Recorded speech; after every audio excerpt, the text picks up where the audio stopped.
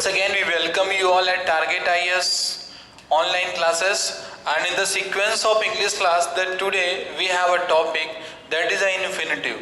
So topic of the day is infinitive. हम लोग क्या करेंगे, हम लोग आज इन्फिनिटिव के बारे में थोड़ी सी कुछ जानकारी को अपन अभी ग्रैब करेंगे कि फाइन सर इन्फिनिटिव क्या होता है, सर इसका मीन्स क्या होता है, और जो भी जैसी सारी चीजें होती हैं तो हम सब लोग सारी चीजें हम लोग क्या करेंगे इन्फिनिटिव के चैप्टर में क्लियर करेंगे। क्लियर? तो अब हम लोग सबसे पहले इन्फिनिटिव को स्टार्ट करते हैं। तो सर इन्फिनिटिव का सर एक्चुअली मीनिंग सर जो लिखते हैं तो सर किस फॉर्म में लिखा होता है, तो सर ये टू के साथ वर्ब की फर्स्ट फॉर्म लगी होती है इन्फिनिटिव में। दो केस बनते हैं सर, एक तो बनता है सर बेयर इन्फिनिटिव का बनता है, और दूसरा बनता है सर इन्फिनिटिव प्लस टू का बनता है। मतलब यहाँ पे हो जाएगा विथ टू के साथ, ठीक है ना। ये बेयर टू होगा और ये विथ टू होगा। इसको अपन अभी इसको जब थोड़ा सा इसका बेसिक की चीजें ले लेंगे, right after that will discuss this all actually that concept which I just told you there. Fine. तो ये बेयर इन्फिनिटिव क्या होते हैं और विथ इन्फिनिटिव टू क्या होते हैं, वो सारी चीजें अपन क्लियर करेंगे।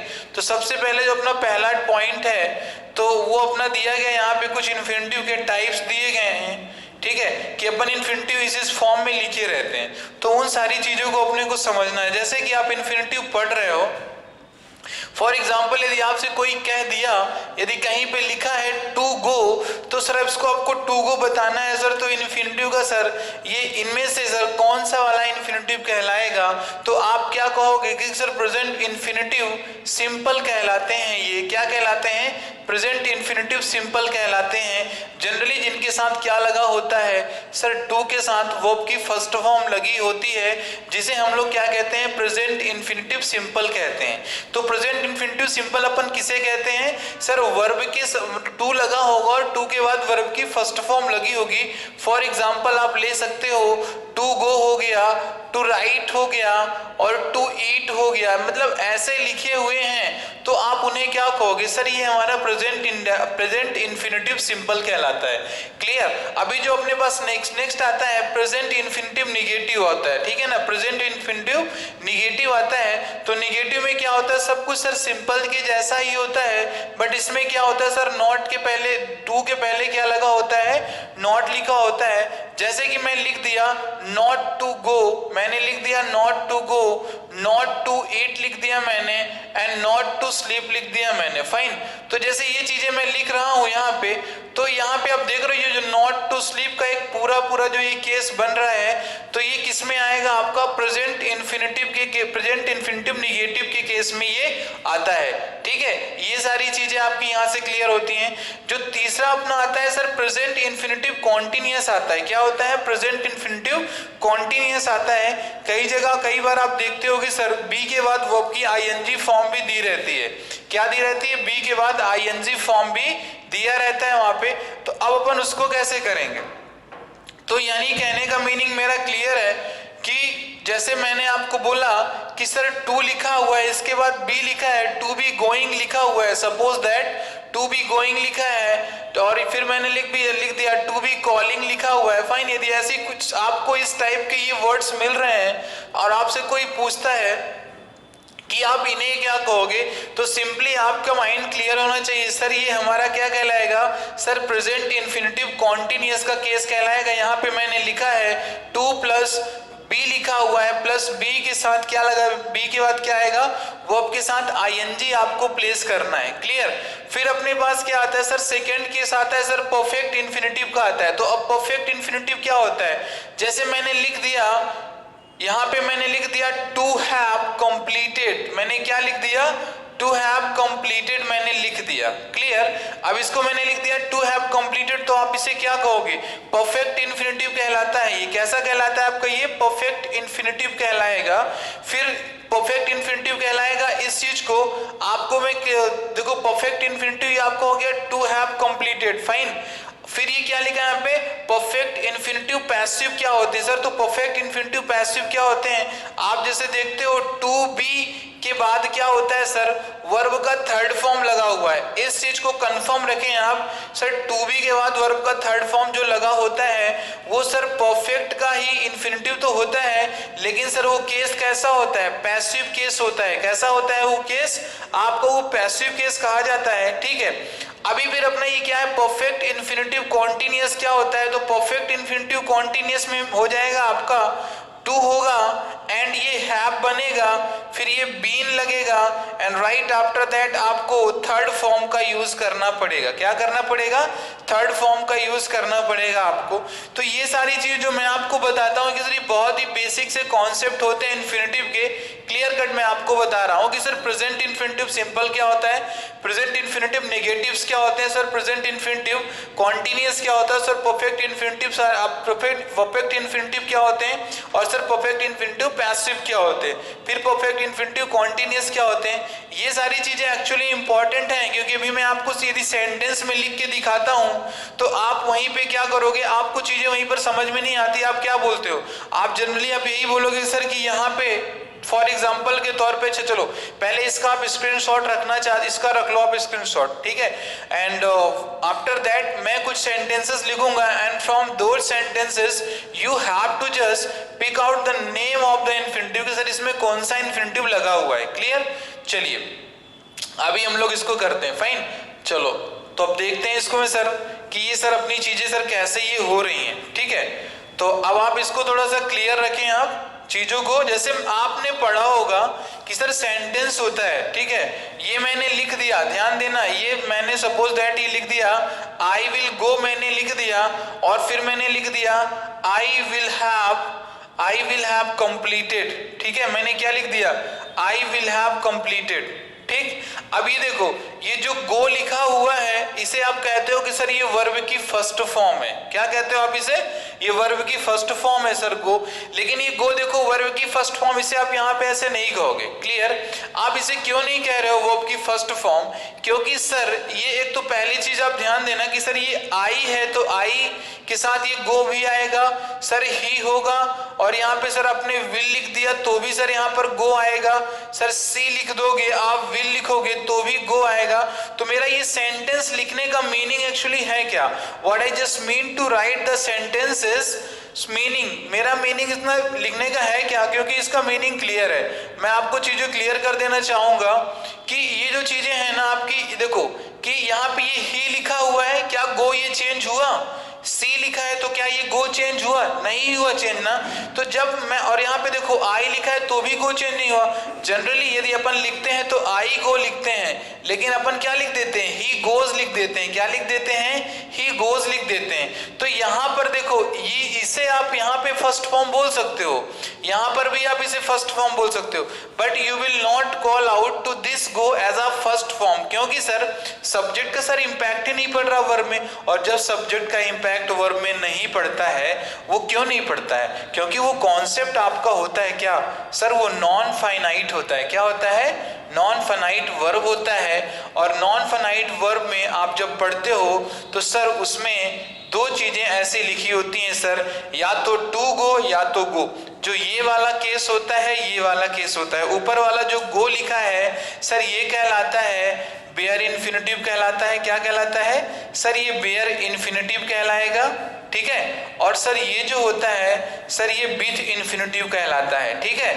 ये बेयर इन्फिनिटिव और ये विथ इन्फिनिटिव, इन चीजों को आप क्लियर रखो, क्योंकि बहुत सारी चीजें होती है that we have to just understand.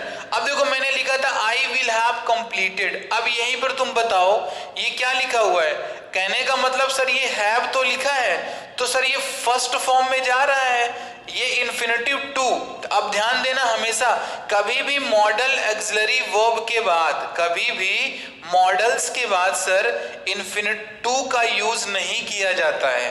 आप लोग को ये इन्फिनिटिव समझ में क्यों नहीं आ रहा, क्योंकि सर ये जो विल लिखा हुआ है ये actually acting as a modal verb, ये मॉडल वर्ब की तरह एक्ट कर रहा है। This is the basic reason that we do not write and we did not write the to here, to के बिना हमने गो को लिखा है, और गो देखो कौन सा केस, ये बेयर इन्फिनिटिव का केस कहलाएगा।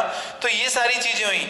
यहां पर भी देखो विल के बाद हमने टू लिखा नहीं, हमने आपको बताया था ना, यदि टू के साथ हैव लिखा हो और हैव के बाद आपका ये थर्ड फॉर्म हो, तो चीज को थोड़ा सा आप देखें, ठीक है, आप चीज को थोड़ा वहां पर देखो कि सर ये कैसा फॉर्म बन रहा है। अब देखो कहने का मतलब सर ये हैव के साथ लिखा हुआ है, हैव के साथ लिखा हुआ है ये, तो ये तुम्हारा क्या है, परफेक्ट है कि नहीं है, परफेक्ट है। यदि मैं बोल देता टू हैव कंप्लीटेड बोल देता, तो आप इसे क्या बोलते, आप इसे बोलते सर ये हमारा परफेक्ट इन्फिनिटिव का केस बन रहा है। किसका बन रहा है, परफेक्ट इन्फिनिटिव का केस बन रहा है।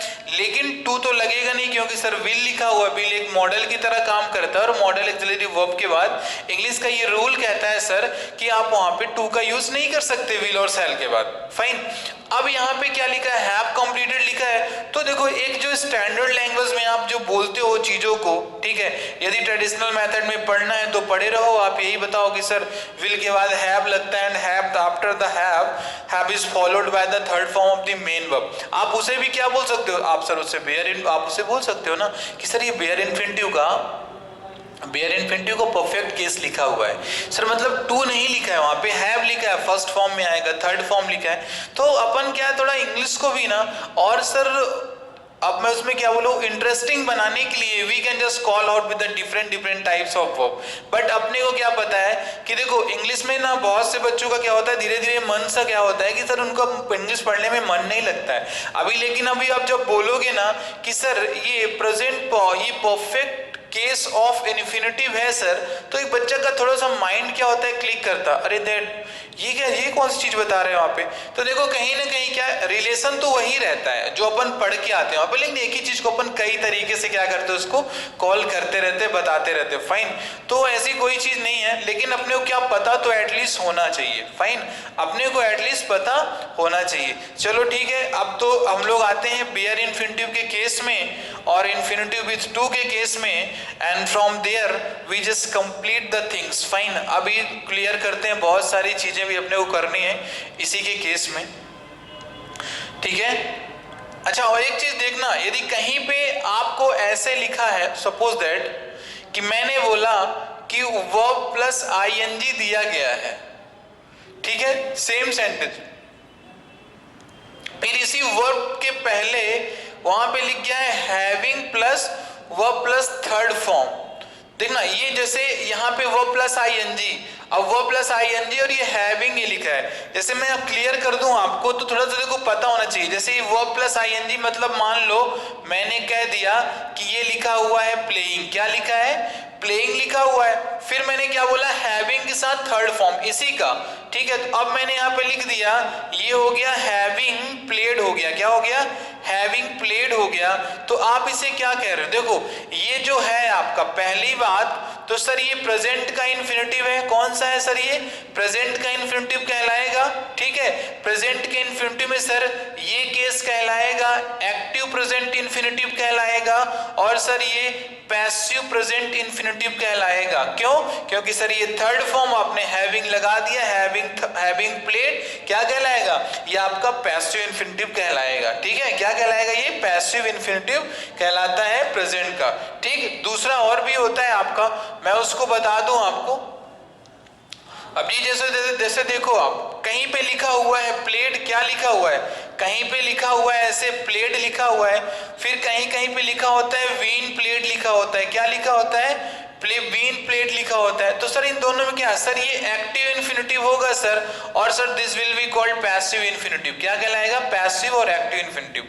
तो ये सारी चीजें क्या है, कहीं कहीं पे ऐसे वर्ब्स लिखी होती हैं जहां पे सर अपने को कुछ समझ में नहीं आता है। लेकिन अब आप देखो ये भी तो क्लियर है ना कि क्या आपको ये चीज पता है क्या कि कौन सा एग्जाम, कौन से क्वेश्चन को आपके एग्जाम में पूछ ले वहां पे। तो यदि मैं आपसे बोलूं कि आप टेंस ही टेंस पढ़ लो, नरेशन ही नरेशन पढ़ लो, आप वॉइस ही वॉइस पढ़ लो, so from there you will just complete your syllabus.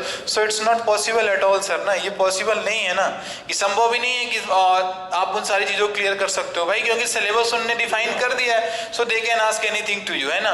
सो मैं यही कहूंगा कि आपको चीजें तो देखो कहीं ना कहीं पढ़नी पड़ेंगी ही पड़ेंगी यहाँ पे।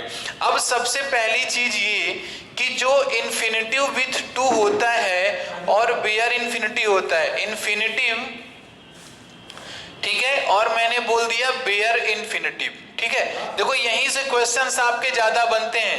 ठीक है, यहीं से ज्यादा क्वेश्चन आपके बनेंगे और इन चीजों को आपको देखना पड़ेगा थोड़ा। इन्फिनिटिव क्या होता है और बेयर इन्फिनिटिव क्या होता है।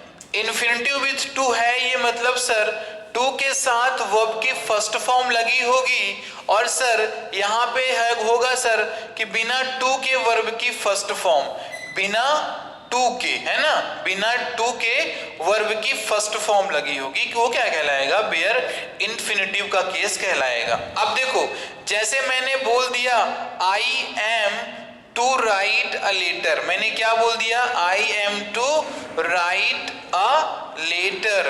देखो सेंटेंस ये आपका सही है, आई एम टू राइट। देखो ये जो लिखा है टू राइट, सर ये आपका विथ इन्फिनिटिव का केस यूज हुआ है। किसका यूज हुआ है, विथ इन्फिनिटिव का केस हुआ है। वहीं पे यदि मैं लिखता हूं I can write, I can write मैं लिखता हूं, ठीक है, same I can write a letter, तो ये हमारा क्या है सर, ये हमारा कहलाता है बेयर इन्फिनिटिव का केस कहलाता है। क्या कहलाता है, बेयर इन्फिनिटिव का केस कहलाता है। तो एक रूल को क्लियर लिख लेना कि सर मॉडल एक्सिलरी वर्ब के बाद, मॉडल एक्सिलरी वर्ब के बाद बेयर इन्फिनिटिव का यूज होता है। मतलब बेयर इन्फिनिटिव का, बेयर इन्फिनिटिव का यूज होता है।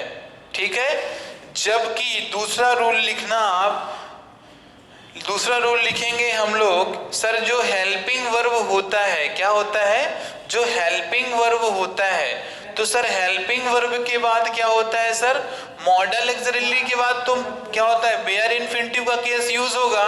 वहीं मैंने बोला कि जो आपका हेल्पिंग वर्ब होता है, यानी जो आपके प्राइमरी हेल्पिंग वर्ब होते हैं, यानी is, am, are, was verb, ठीक है, is, am, are, was verb, has, have, had, ठीक, तो इनके बाद क्या होता है सर, इनके बाद, ठीक है ना, PHV के बाद क्या होता है सर, इन्फिनिटिव विथ टू का यूज होता है। किसका होता है, इन्फिनिटिव विथ टू का यूज होता है। ठीक है, इन्फिनिटिव विथ टू का यूज होता है। इस चीज को आप सभी क्लियर रखो वहां पे। ठीक है, तो PHV के बाद इन्फिनिटिव विथ टू का यूज होता है, जबकि मैं वहीं पर बोल दूं मॉडल एक्सिलरी वर्ब के बाद, ठीक है, मॉडल एक्सिलरी वर्ब के बाद सर, तो इसके बाद देख लेना इसको फिर से, बेयर इन्फिनिटिव का यूज होता है। किसका होता है, बेयर इन्फिनिटिव का यूज होता है। ठीक है, यानी आपके यदि कभी एग्जाम में यदि कहीं पर भी आपको सेंटेंस मिलता है like this,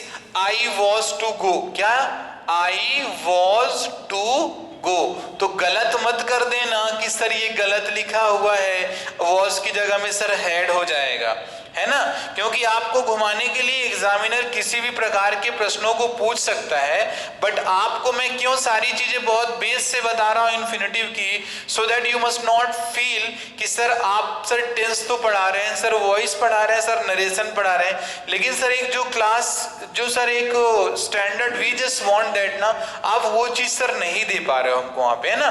that is why I just want to teach you infinitive in a actually in a comprehensive manner, fine, expanded form I just want to present in front of you, clear.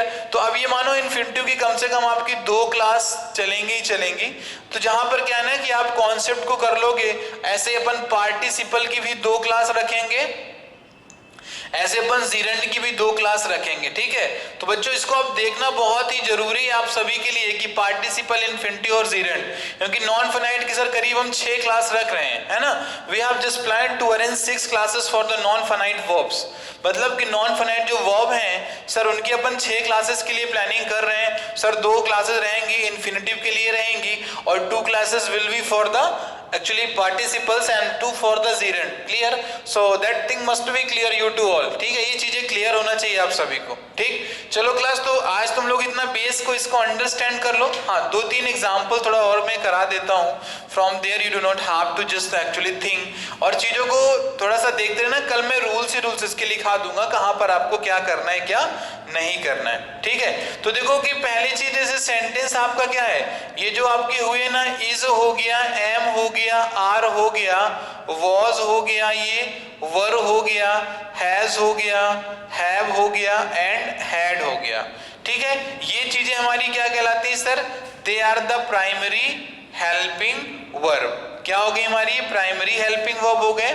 इनके बाद क्या है कि sir इन सभी के बाद यदि कहीं पे लगा हुआ है टू के साथ वर्ब की first form, two plus first form लिखा है, सही कहा जाएगा, ठीक है। लेकिन वहीं पे यदि मैं लिख देता हूं कैन हो गया, सर कुड हो गया, मे हो गया, माइट हो गया, ठीक है, विल हो गया, सर सेल हो गया, वुड हो गया, कुड हो गया, ठीक है, कुड हो गया था तुम्हारा, ठीक है। तो इनके बाद क्या है, आप इनके बाद कभी भी यदि टू प्लस वर्ब की फर्स्ट फॉर्म लिखा है तो वो गलत कहा जाएगा। क्या कहा जाएगा, गलत कहा जाएगा। इतना ध्यान देना है सर, इज एम और is am, are was were, has have had के बाद सर टू प्लस वर्ब की फर्स्ट फॉर्म का यूज हो सकता है, लेकिन sir can could may might must would should shall के बाद सर कभी भी टू प्लस वर्ब की फर्स्ट फॉर्म का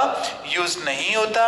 जहां पर सर टू प्लस वर्ब की फर्स्ट फॉर्म का यूज नहीं होता वहां पे क्या होता है सर, वहां पे बेयर इन्फिनिटिव कहते हैं, और जहां पे सर टू लगा होता है उसे अपन क्या कह देते हैं, इन्फिनिटिव विद टू कह देते हैं। तो चलो क्लास ठीक है, आज के लिए हम लोग कुछ इतना ही रखते हैं। Again will just meet in the next class with with a few rules of the infinitives।